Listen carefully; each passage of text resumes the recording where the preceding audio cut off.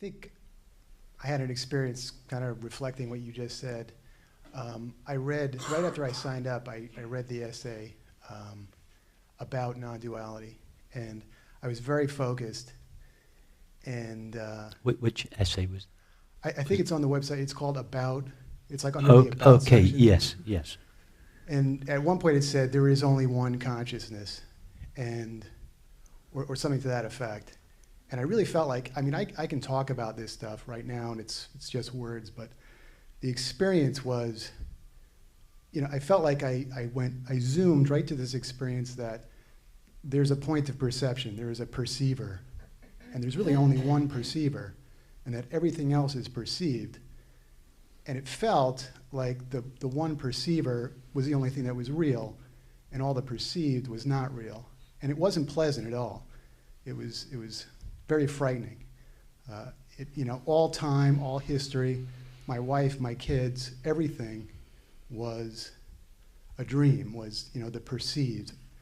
And again, you know, these are, you know, I can talk about it now because I'm back, and I had this huge spike of fear, and that brought me back too. And I, you know, my heart was pounding, and I'm thinking, okay, good, I'm glad to be back where there's me and you, and you're real, and all these people are real. Because well, I'm afraid during this retreat we're going to go all the way back to that place. That's what I was thinking. I was thinking, you know, is this, I can't imagine I'm the only person to have this experience, but it was very off-putting, and it reminded me of what you said about, you know, how that your false self is going to fight hard. Okay, so that's fine. So in this retreat we're going to go back to that place, but we're going to go back slowly and consciously, without fear. I guess the fear was big, and... Yes, the fear was big because everything you had previously invested your identity in was crumbling away. In fact, it crumbled away very, very quickly. You were just, all the apparent solidity of these objects, your wife, your family, you realized in this moment something about what you were reading triggered this understanding in yourself, that they were not real in the way you had previously considered them to be. Neither was I. And this was like it was left, nor were you, nor was what you considered to be I real. And it was like all these things that you've been holding on to and investing your security in, you suddenly had to let go of them, and you were free falling without anything to hold on to, and that's very frightening. It was, yeah. Yeah.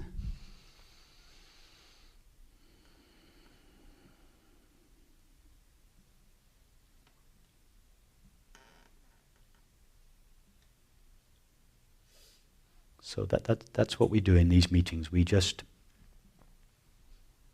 start with how things seem to be,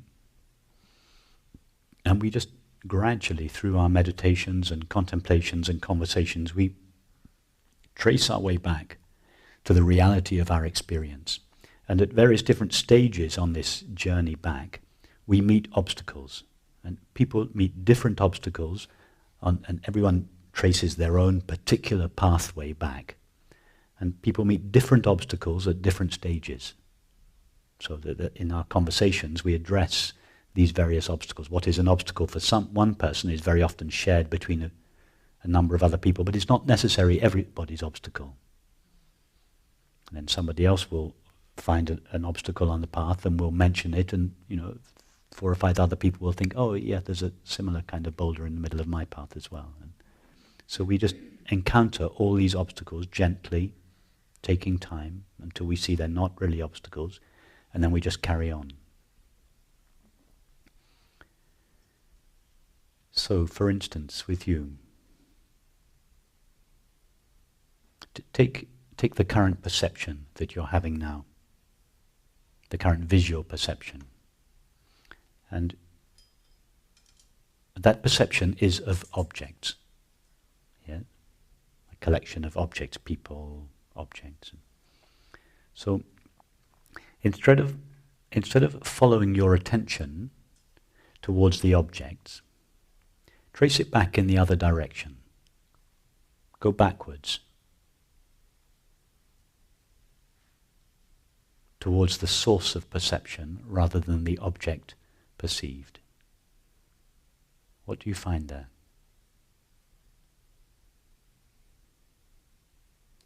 I know what I'm afraid to find.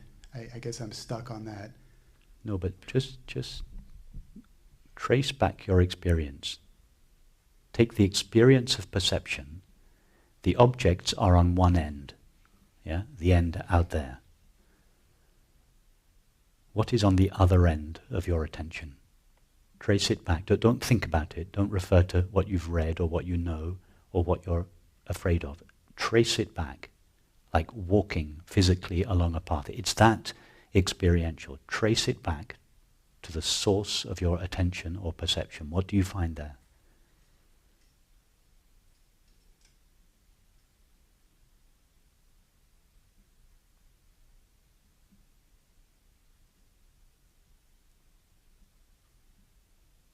Exactly. That's what you call I. You don't find anything. You don't find anything. You don't find a body, or a mind, or a world. But nevertheless, your experience of that is absolutely real. Perception is taking place. Objects are on one end of it. What is on the other end? I call that the perceiver, but I guess It's the perceiver. But if you ask, what is that perceiver? You don't find anything. right. It's a point, which is nothing. It's a point, but in fact, it's not even a point. A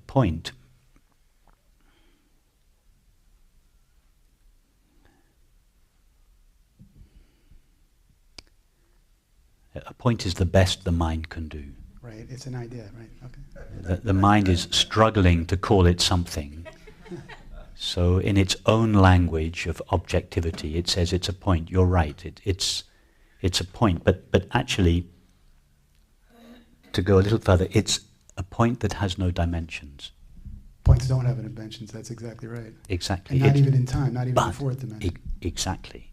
You're absolutely right. It has no dimension in time or space. It's a dimensionless point. Now, go back to what you are perceiving. Doesn't it all appear in that dimensionless point?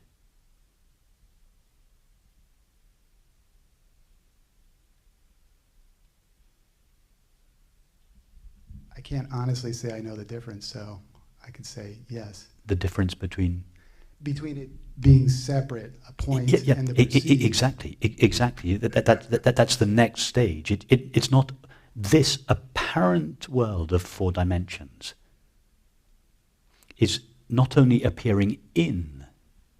First of all, it appears to that dimensionless point. The dimensionless point seems to be on one end, Right. and the four-dimensional world on the other end.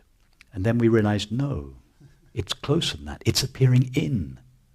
This four-dimensional reality is appearing in this dimensionless empty point. But you're right, it's even more than that. The only substance present in this four-dimensional world of time and space is this dimensionless, empty, aware point. That's the stuff it's made of.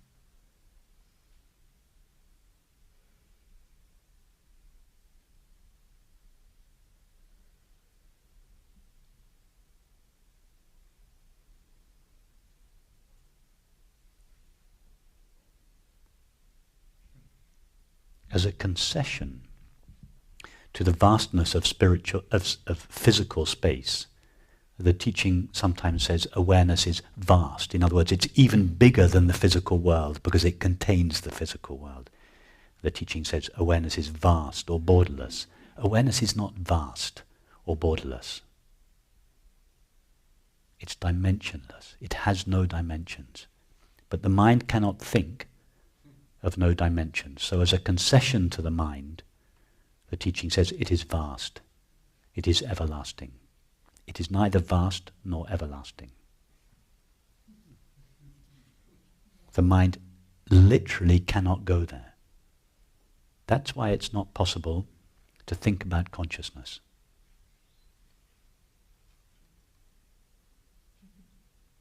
My first teacher, the Shantananda Saraswati, the Shankaracharya of the north of India, said once,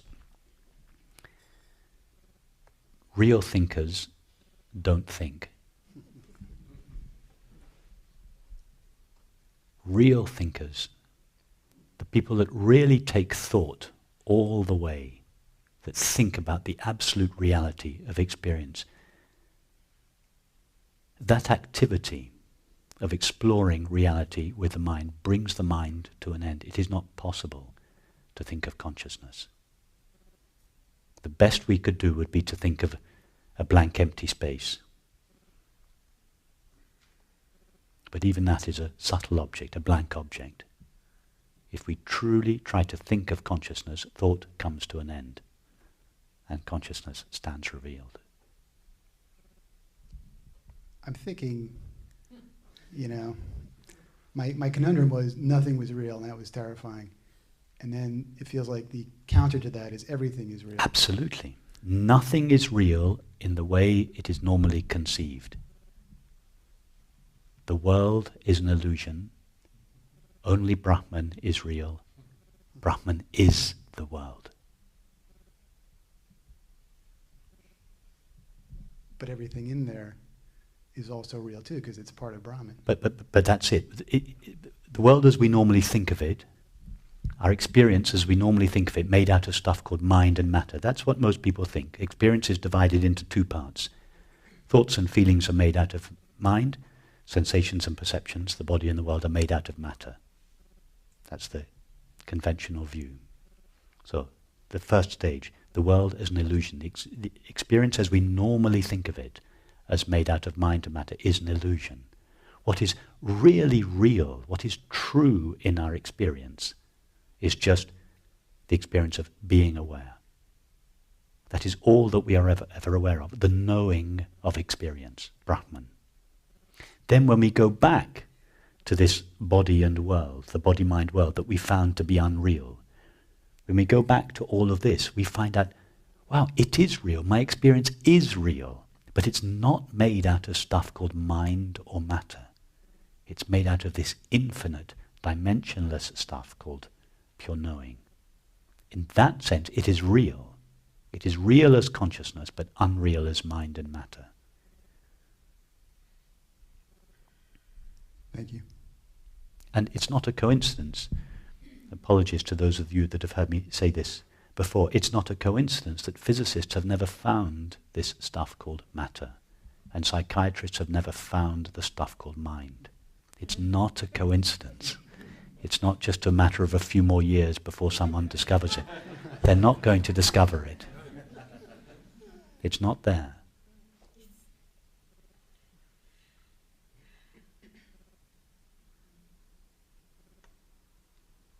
So this understanding could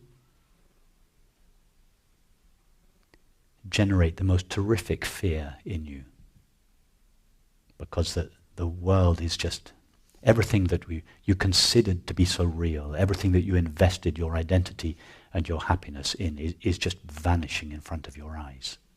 But the same understanding can be a source of such profound joy and love. Because nothing of value is being taken away from you.